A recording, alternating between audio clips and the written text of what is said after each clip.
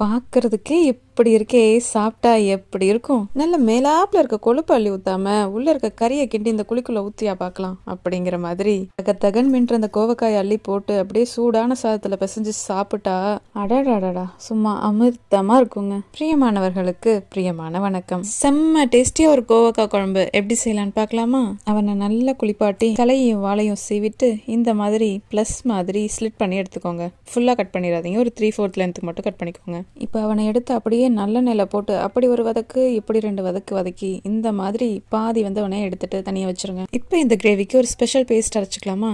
அதுக்கு அதே எண்ணெயில் கொஞ்சம் பீனட்ஸையும் கேஷ்யூ நட்ஸையும் போட்டு லைட்டாக ஃப்ரை பண்ணதுக்கப்புறமா ஒரு 2 இன்ச் பட்டையும் 2 கிராம்பு 2 ஏலக்காய் போட்டு அதையும் நல்லா ஃப்ரை பண்ணிக்கோங்க. இப்போ அடுப்பு ஆஃப் பண்ணதுக்கப்புறமா கொஞ்சம் கசகசாவும் கொஞ்சம் தேங்காயும் ஆட் பண்ணி நல்லா மிக்ஸ் பண்ணதுக்கப்புறம் அதை ஆற வச்சுருங்க. ஆறுனதுக்கப்புறமா அவனை எடுத்து ஒரு சுத்து குறகுறப்பாக அடிச்சதுக்கப்புறமா தண்ணியை ஊற்றி மையாக அரைச்சி எடுத்துக்கோங்க. இப்போ அவனை ஒரு ஓரமாக எடுத்து வச்சுட்டு இப்போ நம்ம வாங்க குழம்பு தாளிக்க போகலாம். அதே எண்ணெயில் இன்கேஸ் என்ன தேவைப்பட்டால் ஆட் பண்ணிக்கோங்க. இதை நல்லெண்ணெயில் செய்யும்போது தான் செம்ம டேஸ்டியாக இருக்கும். எண்ணெய் காஞ்சதும் 1/2 டீஸ்பூன் வெந்தயம், 1/2 டீஸ்பூன் கடுகு, 1/2 டீஸ்பூன் சீரகம் ஆட் பண்ணிவிட்டு ஒரு கொத்து கருவேப்பிலை உருவி போட்டுக்கோங்க. அவனுங்க நல்லா பொரிஞ்சதுக்கப்புறமா பச்சை மிளகா, பூண்டு, ஸ்லைஸ் பண்ணி வச்சுருக்க வெங்காயத்தை ஆட் பண்ணி லைட்டாக உப்பு போட்டிங்கன்னா சூப்பராக வதங்கி வந்துடுவான்.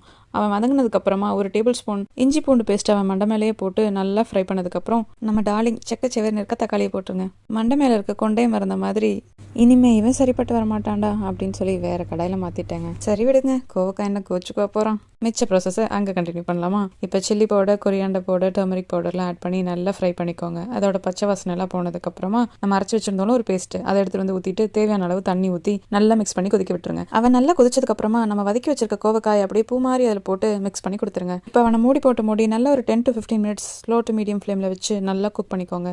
அந்த கேப்பில் ஃபைனல் டச்சாக ஒரு பவுடர் ரெடி பண்ணிடலாமா? அதுக்கு 1 டீஸ்பூன் சீரகம், 1 டீஸ்பூன் மிளகு, 1 டீஸ்பூன் சோம்பு ஆட் பண்ணி நீங்கள் உரலில் இடிச்சும் எடுத்துக்கலாம். நான் இல்லாதனால மிக்சியில் லைட்டாக குறகுறப்பாக அடிச்சு எடுத்திருக்கேன். குழம்பு நல்லா எண்ணெய் பிரிஞ்சு தகன்னு கொதிக்கும் போது மேலால் இதை தூவி விட்டு கொஞ்சம் கருவேப்பிலையும் தாராளமாக போட்டு 2 பச்சை மிளகாயை கீறிட்டு சேர்த்துட்டு அடுப்பு ஆஃப் பண்ணி அப்படியே மூடி வச்சிருங்க. ஒரு 5 மினிட்ஸ் கழிச்சு அதை அப்படியே எடுத்து சூடான சாதத்தோட சர்வ் பண்ணி பாருங்களேன். அப்புறம் ஒரு முக்கியமான விஷயங்க, அப்பளத்தை மறந்துடாதீங்க.